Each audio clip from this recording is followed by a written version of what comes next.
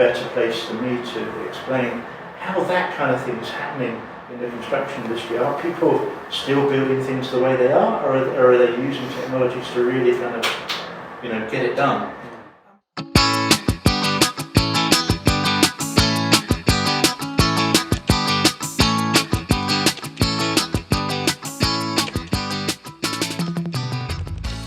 Hello everyone, and welcome to our podcast and videocast, The Art of Experiences. After last week's shenanigans, we're hopefully going to try and maintain some semblance of dignity and decorum today, although something tells me it will all descend into the same kind of nonsense that we did last week. We are the guys who have designed and choreographed and enjoyed some of the best experiences around the world. We're very lucky we've worked with some of the best clients and the best people all across the planet. And we're talking to you today from our base in Dubai. And those of you who haven't seen the sun, I know a lot of you are watching this from England. We can't see the sun today either. So we really feel close to you because of that. Welcome to our shenanigans, and we hope you enjoy what we've got to say today. I'm going to hand over to Ravi, who will read his intro. Over to you, mate. Thank you, Nick. And yes, it's been a great episode and a great season so far.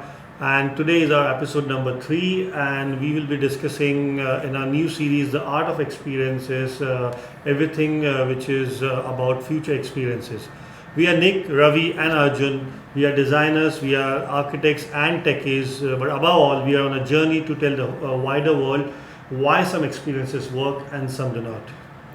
Arjun? All right, thank you. So guys, I've really started enjoying this season 2 of these podcast and videocasts. So it's really great to be here with these two gentlemen, and I'm really looking forward to kickstart the conversation today. Thank you. Fantastic. All right, so today it's a very exciting topic, guys. Today we are going to discuss in this podcast and the videocast. And the topic that we are going to discuss today is something which is pretty much related to us, something which is probably we got on the journey on that particular train, and the topic is artificial intelligence in construction. Yeah, interesting topic actually, and I can see from the piece of paper in front of me that somebody's very well prepared for this podcast. This young gentleman here. I mean, after being bashed down with Huawei, I thought, why not? Let me prepare a little bit more. Good effort, Arjun. Fantastic effort. Now, artificial intelligence in construction, Arjun. Now, when I think of artificial intelligence, I think of the very futuristic stuff. I think of sci-fi movies. I think of that movie Tron, is it called? And I think of the future tech. But I'm sure we're going to learn today that the future's actually already passed. And there's a new kind of future for us to look at. So as you've made all the notes, Arjun, and I'm sure that you're very well prepared for this podcast, I would very much like to hear what you've got to say. So with the hope that perhaps I can build on what you've got to say, and it will not show my lack of preparedness for this podcast. So I'll hand over to you to tell us a little bit about artificial intelligence in construction and what it means. Definitely, thank you, Nick. If I'm to talk too much, I'm afraid that it would be very serious because I might drag all you guys directly into the topic way too deep, and I'm 100% sure that all of our viewers would agree to one point that two people who bring humor into this particular show are still. Are you still on?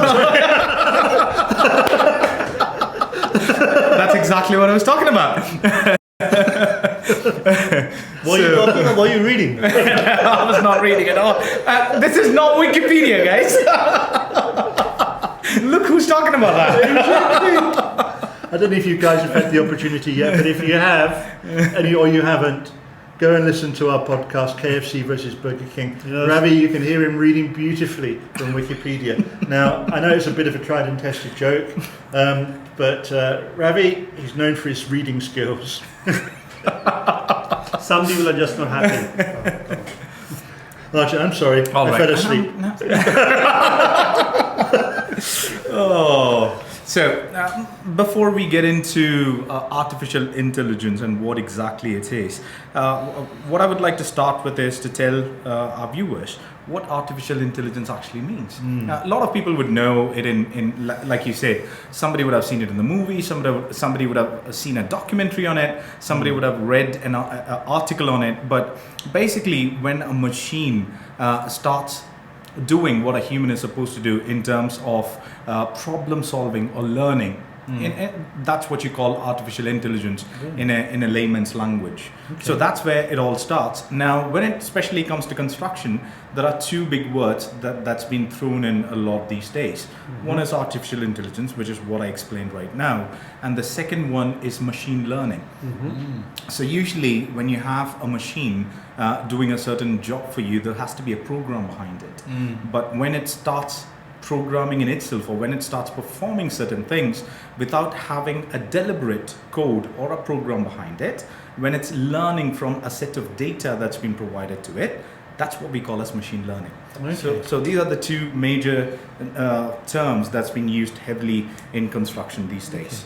Okay. I mean, my first thought when you talk about machines learning things is it feels a little bit scary, but there's a bigger part of me, I think, that thinks, well, okay, if there are repetitive tasks that need to be done, machines can be used to do that. I mean, I grew up during the era when the motor industry was becoming automated, and robots were used for manufacturing cars, and it changed the shape of the automotive industry, and pioneers like Toyota and others built construction lines that had obviously a social impact in as much as people lost their jobs, but it also increased for the business. It increased their efficiencies, it increased their profitability, it increased the accuracies. You didn't get a thing called the 5 o'clock car, which was well known at the time. You know, if your car was made at the end of the shift, people were tired, and things started to fall apart. The other thing that interests me, and we didn't touch on it in your explanation of the two areas of artificial intelligence and machine learning, is data.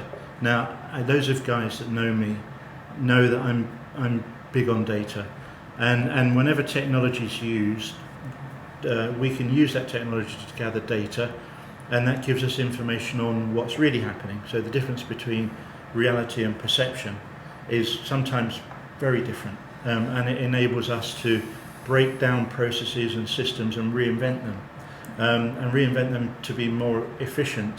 So the journey of artificial intelligence and machine learning, Arjun, in the construction industry, I imagine, followed a similar kind of path to the path I'm taking, whereby started with the automation of human processes and systems, and then data was gathered.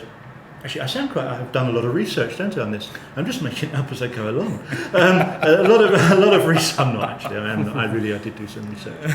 A lot of the machine rote learning, if you like, was data gathering that then enabled those that can interpret and extrapolate trends and patterns from that data to reinvent some of the systems that we're using, not just in the manufacture of buildings and the construction of buildings, but in the manufacture of everything, and sometimes with dramatic effect. Yeah? Correct. Indeed. I mean, there's a lot of data that comes in out of construction, because there are a lot of different types of projects that keep happening. Let's take Dubai as an example. Now, I don't believe that any other part of the world will have the kind of projects that's been executed and constructed in Dubai. So the amount of data that comes out of different sorts of project that happens here is just amazing. And the amount of data that can be fed into all these computers, all these machines, is on a different level compared to any other part. So if you look at very simple processes like project planning, or making sure that a project is completed on cost, on time. So all these data can be fed on a daily basis based on whatever is collected from the site, feed it into a computer, and then it can start predicting the patterns of when the project is going to get completed, or if it's going to go beyond the budget, how do you kind of mitigate those risks.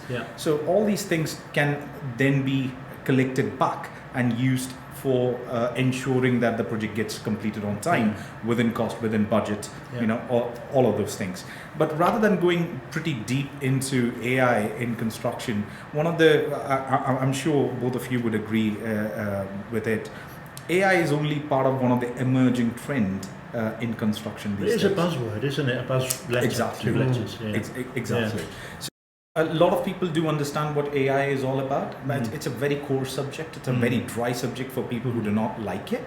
But at the same time, if you were to look at AI as a part of one of the emerging trends in construction industry, then I believe this conversation is going to be much more interesting. And I'm 100% sure about the fact that a lot of people would have, who our viewers are today, have heard about terms like BIM. Virtual reality, the virtual reality goggles, the ones that's done by Facebook. There's Google that's coming up with it. Apple is already working on it. Microsoft already has it. So all these things actually becomes part of AI. So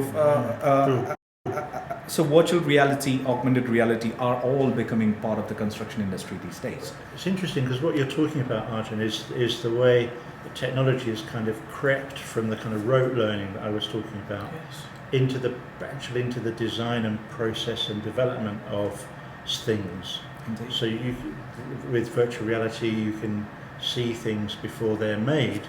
You can also interact with the those of you that may be listening can probably hear in the background, we've got the noisiest air conditioning system in the world. Had they had air conditioning, virtual reality when they were building this place, they would have realised that it would make a racket. So you can interact, I imagine, with things and move around piping and venting and adjust it and test it so that you don't have to commit to build something until you're absolutely certain that it's actually going to be the way you want it to be. Very interesting. And they can also monitor progress, and what you explained right now, Nick, is what they term as clash detection on site. Okay. So making sure that one service is not getting overlapped with another one, and there are no clashes between any of these services.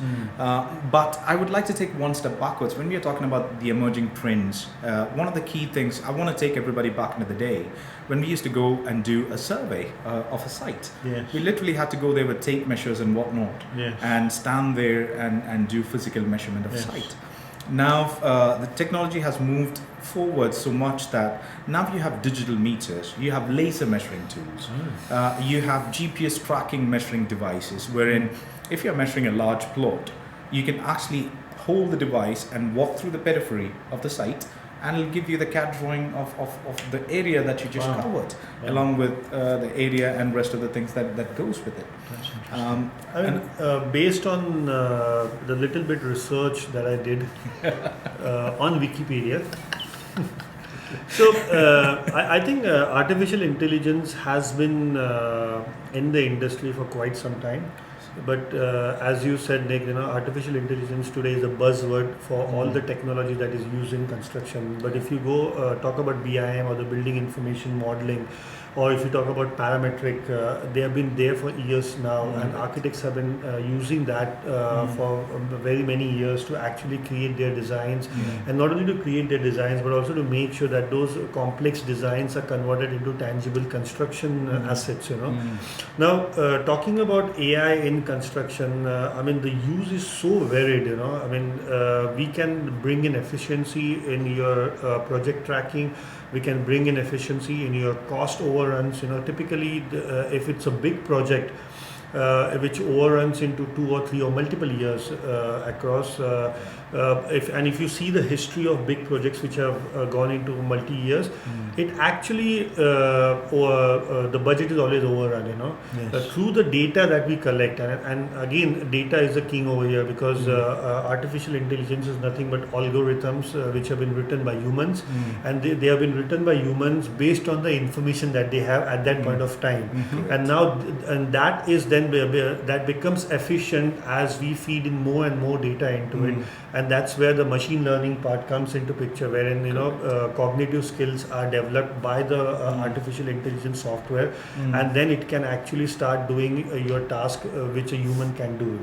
So, for example, laying of bricks, plastering mortar is also nowadays conducted by robots, which are based on artificial intelligence. Is that right? So this is something that brings efficiency into the work. Yes, it will reduce the workforce a little bit, but also it will help us in building faster construction sites across the world. Very interesting. Sorry, Arjun. I was thinking as you were talking, Ravi, about how the difference between artificial intelligence, machine learning and technology. So we talked a little bit about technology today, and there's no doubt that technology has some benefits. It also has some not benefits as well, depending on how you use it and the impact of that, and etc. We talked about some of the social consequences of AI and things, and how people are having to reskill and relearn and things to accommodate for these new technologies. For me, I guess I'm interested very much in the specifics of these technologies and methods and how they're improving the system. But actually, you know me, I like to build things and break them down again and start again.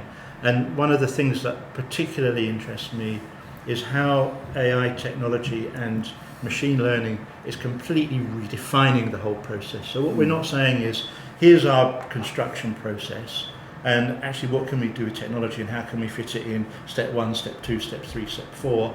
What we're saying is, let's have a look at the whole of the construction process and pretend we know nothing. And how would we go about building things if we knew nothing? And what can we do with the information we've got to empower us to build things better, more environmentally friendly, quicker, cheaper, more respectful, of the communities that these are in, materials that are better for the planet, be it at the beginning of the process or later when they're recycled and reused. So that's the thing that really excites me. I don't know whether you guys saw on the news the other day, there's a story about a Russian billionaire who's built this AI-powered manufacturing, I don't know, I guess it's a factory, you would call it that, but it isn't.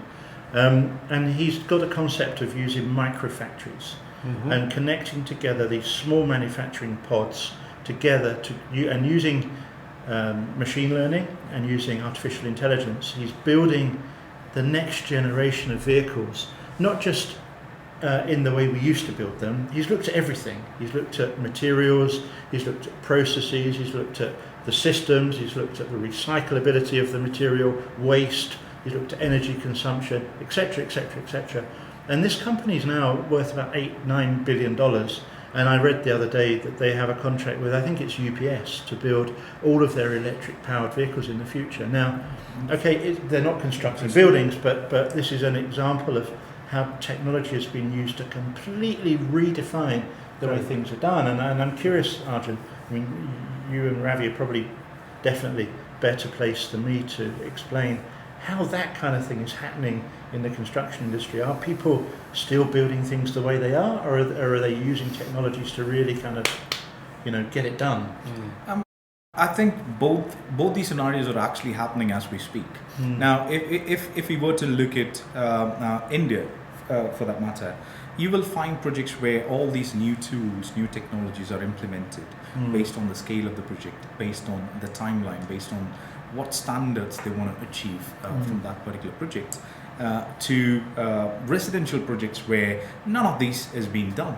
You probably wouldn't even have a project manager there trying to manage the timeline.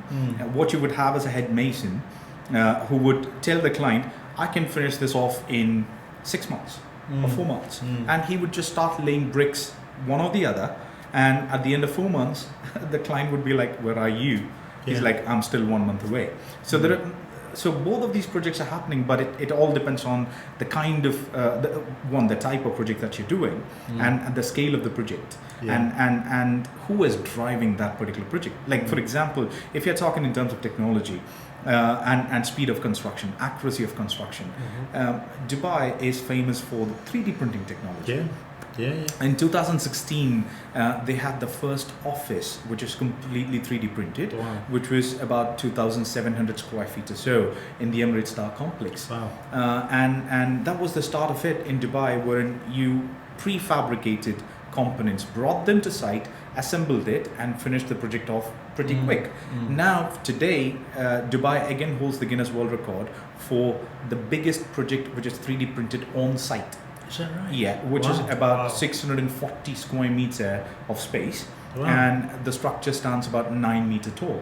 What are they printing on? Is it an office building or what is it? Yes. So basically, in this particular case, what you would do is you would 3D print the walls, which is done on site. You can also prefabricate them and come and join the components on site, and the finishes are done on site. Wow. So definitely, all the MEP elements, the finishes that goes on the wall, the floor, all these things you will have to do it on site. But the skeleton of the entire structure can now be 3D printed on site. So why would they?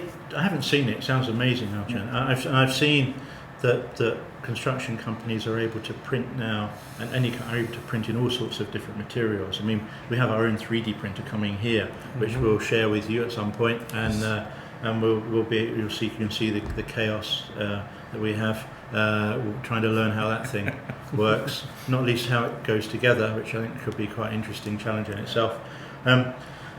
But what role did AI play in this? I mean, I understand that there's technology that makes a machine work, and maybe it's spewing out concrete or something, and it's building the walls and things.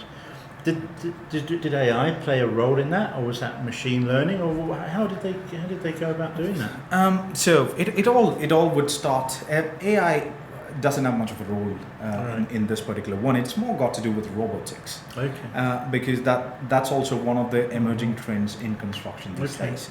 Now, to give you more idea on how AI would kind of step in when it comes to construction, let's take the Microsoft lens as an example. They have something called as a HoloLens, which they use. The product is already available in the market. Yeah. You can wear the glass, project the design onto the glass. Yeah. You can walk through the site, understand what the finished product should look like. Wow. You can look at what has been constructed, and you can understand the mistakes, or if at all there is a deviation from the design, you can find that. Wow. So that's where the artificial intelligence comes into the picture. The same thing, what the same product claims to do is for a mechanic who's, let's say, a car mechanic who's repairing any of the parts of the car. Yeah. The camera, it can detect what the mistake is, Okay. point it out to the person, and it displays what needs to be done on the glass, and the person can parallelly work and correct the mistakes. That's where AI steps in. But when it comes to 3D printing, it has got more to do with robotics. Okay, interesting. I would also like to talk about future predictions from AI. Yeah. Because AI is basically based on data, and as it keeps consuming data on a daily basis, it becomes more and more efficient, and then it can predict a certain patterns and certain trends which can be then useful in understanding whether the construction of a particular site is going to be finished on time, Yes. whether it will have more cost, or whether it will need more resources, or whether it will be delayed, all those kinds of things based on the historical data that the AI can pick up, not only from the project managers or the architects based on those on that particular project, but also from the internet. So now today there are so many Internet of Things that we use, Yes. IoT that we call, and those equipments or those sensors are also feeding in data into the AI software, and that actually helps it predict trends and predict analysis over a period of time, and I think that's also one of the most useful use of artificial intelligence in construction, because today there are so many complex risks which are associated. And oftentimes humans may not be able to actually encapsulate the entire risk, and write it down. Yeah. But today, because of AI, that's possible. Multi-billion-dollar projects can be run on time and on schedule because of AI. Yeah. So that's also one of the use I see that in predicting trends in the future. So from what I'm hearing you guys say, We haven't laughed this very much during this. I know, I was thinking of it. And I was thinking of cracking a joke actually. But, do you know any jokes? No. I'm just going to ask Arjun if you're done with your cheat sheets or still to read somewhere from there. Guys, just so you know, I've been trying to actually read Arjun's cheat sheet here, and I can't read his writing. Even I should have been a doctor, not an architect. I'm trying to read there, and I could hardly read one or two words which Arjun had already spoken about, so I don't have a chance to speak about. No, I did that deliberately, guys. I'm really sorry for that. Looking at what you guys have said, the artificial intelligence seems to fit into three categories: pre-build, build, and post-build. Absolutely, yes. So definitely. Pre-build, you've got all of the tools that you were talking about, Arjun, the artificial, the VR goggles, all of the kind of ways of helping you learn from others' mistakes when you're building, and others' successes when you're building. Sorry, extremely itchy leg all of a sudden. And the second is in the process of construction, where again you can use artificial intelligence, machine learning to improve the way you build things. Finally, I think there's another role which we haven't touched on yet, which is artificial intelligence after construction. Correct. So those of you that don't know me very well, you can find me on LinkedIn. It's a bit of shameless self-promotion. But you'll notice if you find me on LinkedIn, that on LinkedIn, I mentioned I used to work for a management consulting firm, and part of this management consulting firm's offer was what they called smart buildings. And smart building technology was similar to what Ravi was saying, where you can use sensors and you can use the Internet of Things to measure how a building's performing. Because it's made of bricks and mortar and glass and all that stuff, but it's an organism almost. True. It's a living and breathing structure. So, for example, our hurricane of a air conditioning unit here is blowing a cold. Actually, no, it's not. You have to stand over there for it to blow cold air down your neck, where Dom sat. Here it's not doing anything. But what about the power it is actually guzzling down? But exactly. So we're not here at night. So why do we need it blasting like this? And the lights the same, and all of these kinds of things, which I think we could call it artificial intelligence. Yes. It's a connection of things with what we're doing, with our behaviours, with efficiencies, can really dramatically improve the performance of environments, not just in terms of should the lights be on or should they be off, or should the AC be on or off or whatever, but in terms of the way we feel as people in the environment. Absolutely. And the energy that's created. We've all been in those rooms where they feel stale, where you lose energy at certain times of the day because perhaps the air circulation isn't very good, or maybe the light isn't very good. Sure. So artificial intelligence can learn from us and our behaviours, and it can also learn from the performance of the space and optimize it so it feels like a good place to be. Absolutely. I mean, there is a research from one of the consulting firms when they can predict the attrition rates, they can predict the productivity of the employees based on the space, based on the environment that they are into. Yeah. So definitely, I mean, these kind of things are possible using artificial intelligence. Yeah, very interesting. And, guys, I want to actually touch base on one topic before we actually. I can see Dominic is pointing us at 3 minutes left. 3 minutes left. But so probably we might run over probably another 7 or 8 minutes. I want to touch base on the topic about a barrier of artificial intelligence in construction industry. So, if we are talking about so much of advantages of AI in construction, then why is it not so much widely used? Good point. Is it a cost barrier? Is it the investment that is required to actually set up the AI? Or is it that we don't really have that many number of skilled people in the industry as yet to use the AI? What is it? I mean, I would throw open to Arjun first. I strongly believe that definitely cost is one of the factors. There's a lot of work that happens in the background before even the project starts, wherein you need to collect a whole lot of data, analyze it, come up with patterns, come up with solutions, which needs to be fed in even to the design stage, because AI is even used at the design stage to make sure that the design is compliant to certain rules and regulations, certain efficiency levels. So all these things needs to be fed in.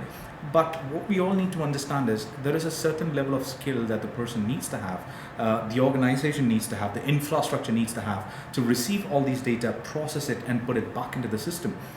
So like I was explaining previously, if you were to take different parts of the globe, certain parts of the globe are still not ready to receive or process such information, either from a financial point of view or from a skill perspective or from an infrastructure perspective. But definitely they are still in the run. They're always becoming better than what they were yesterday. And this part of the world, Dubai, is running way ahead of the league.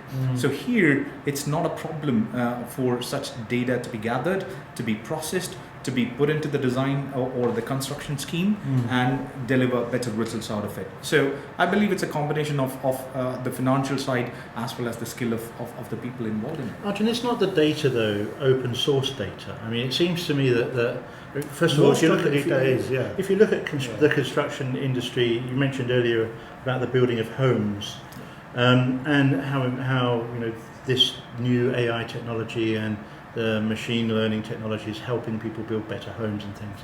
The Japanese have been doing this for years. The Japanese back in the 80s were building houses where you go into a store and you buy your house from a guy that's got a computer and you can enjoy the view of the house, and you just have to lay a slab and the truck will come along and it's done. Correct. And so it seems to me like there's perhaps another factor that we haven't talked about here, which is, dare I say it, this might be controversial, listeners and viewers, I'm sorry, protectionism. So I think there's a reluctance to change. Yes, the investment up front might be significant. However, it depends on the distance of your horizon. If your distance of your horizon is 2 or 3 years, sure, it's going to cost you. But if your horizon is 10 years or 15 years, then all of a sudden it starts to make sense. Not only do you create a better environment for your people, you create better buildings, you create better built buildings, and you create better planning around your urban infrastructure and things. And this actually, you're right, Arjun and Ravi, when you talk about Dubai, the vision of the leaders in this country is not 2 or 3 years into the future. Exactly. The vision of the people that lead this country is way beyond that. And I mean, there's a very funny story, just to digress for a moment, of a guy that interviewed the ruler of Dubai, Sheikh Mohammed, and he interviewed him, I can't remember the exact dates, but I'm just going to tell the gist of the story, let's say in 2000. And he said, Your Highness, how far are you through with the project of Dubai? And Sheikh Mohammed said, well, I'm about 10% of my way through the project of what I want it to be. And then a few years passed, the same guy met Sheikh Mohammed 10 years later and sat down in front of him and said, so Sheikh Mohammed, you've had 10 years to work on Dubai, now how far are you through your project, your dream for this place? And he said, I'm about 2%. And he said, well, how can that be? Because last time you told me you were 10% through. And Sheikh Mohammed said, well, the horizon moved. And my dreams got bigger. Yes. There are more things I can do. Yes. There's more possibilities, Sure. And I want to be there. All of us, we live here. We're all here because we love the place, but we're here because of the culture of the place, which is driven to be entrepreneurial and to question everything, to make it better. Yeah. Nothing ever, I remember I sat with a Saudi friend of mine, and he said to me, Nick, if I've seen it before, it's old.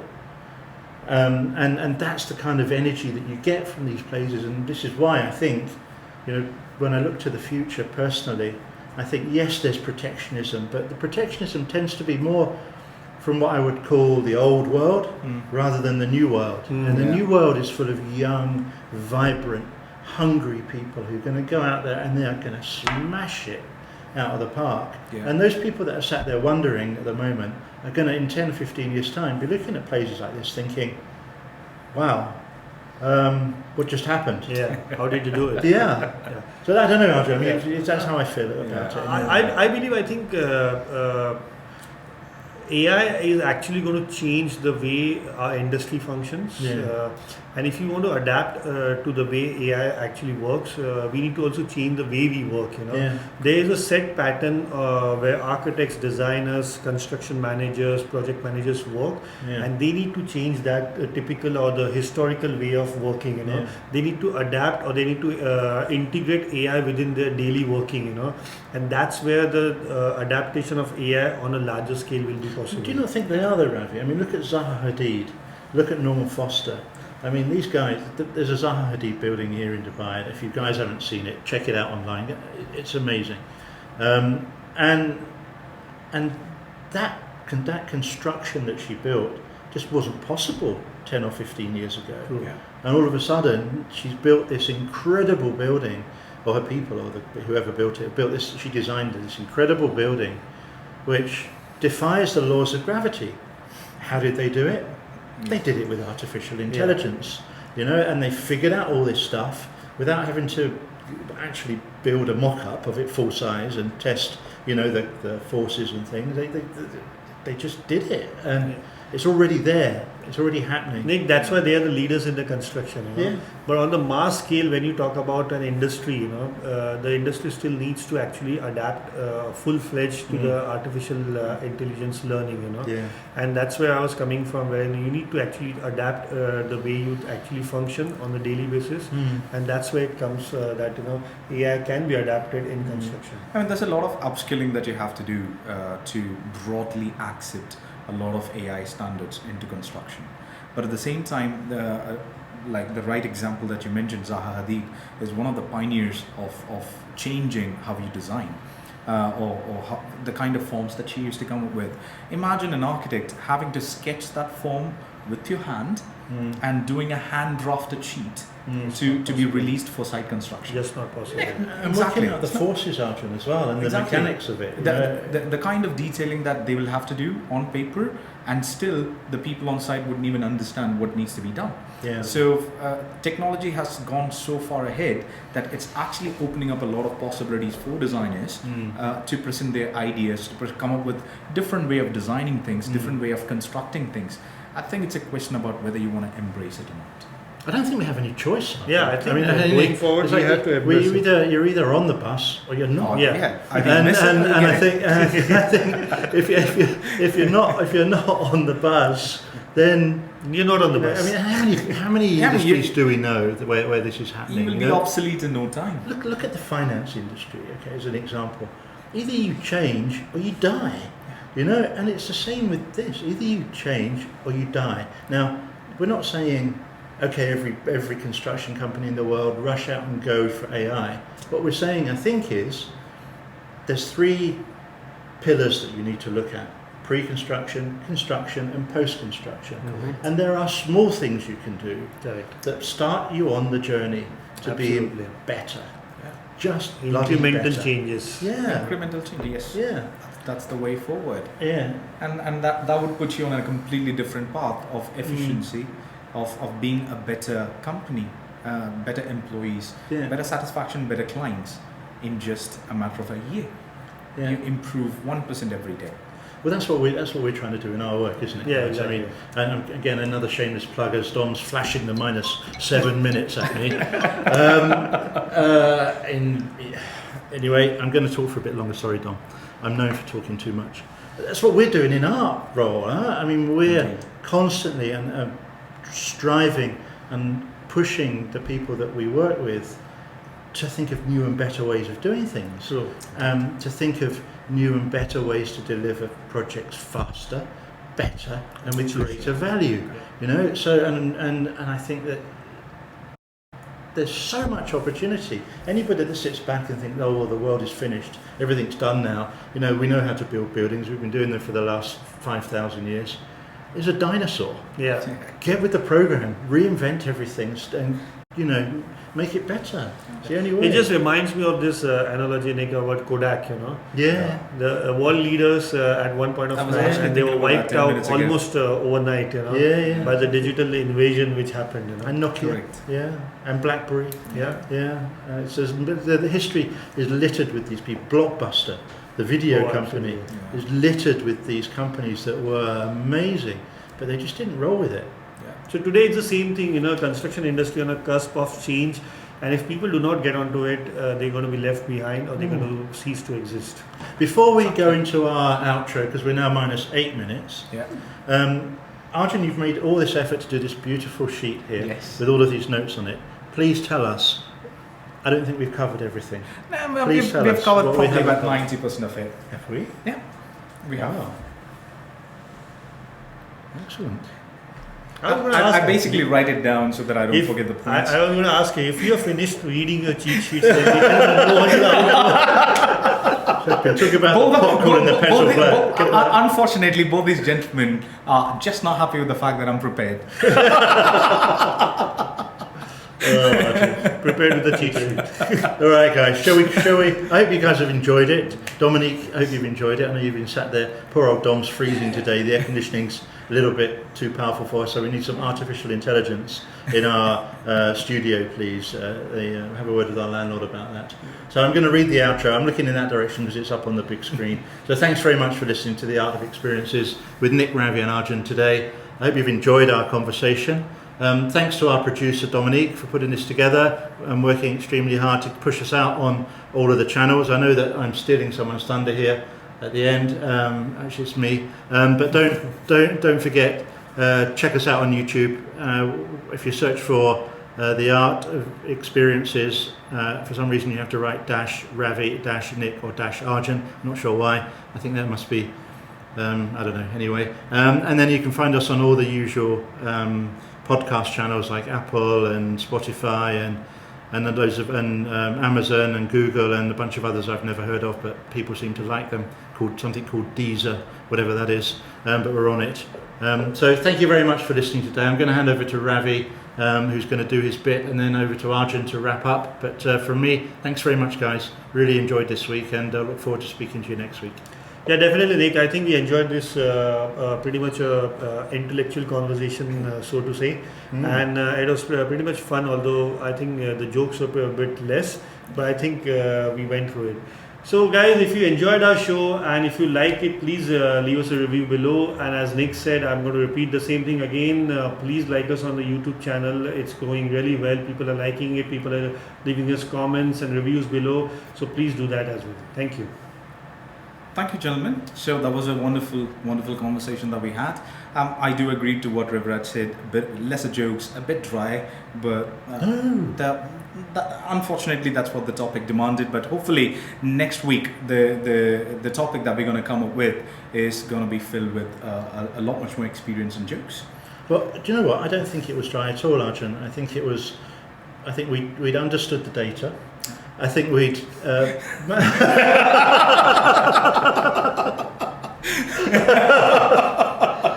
I think we'd mapped it out perfectly, and I think everything was just perfect. When we look at the statistics for this week's video, I wonder if we'll see Ravi peaking as he did last week. We're beginning to think, by the way, that Ravi has got his own gang of fans, probably female, who keep rewinding it when Ravi's speaking. So, guys, coming right at you is a Ravi Raj t-shirt, which we'll be doing our own official merch store very soon, along with our, as previously plugged, our 2022 calendar, similar to Sports Illustrated, but with Ravi, Arjun and me, dressed in various states of attire. Anyway, finally, before I have a chance to say anything, I'm going to say, join us on our next podcast, please, when we'll be having another brand war. And this time it will be an automotive brand war. I'm going to be Porsche, because I love Porsche. Arjun's going to be Mercedes. And Ravi is going to be Audi. And we'll be talking about how new energy, new technologies are affecting the automotive industry, particularly for those three brands and for others. So please come and join us for that. It will be a bundle of laughs as usual, I'm sure, and look out for our calendar. It's coming right at you. Thank you. Thanks. Thank you so much. Bye-bye.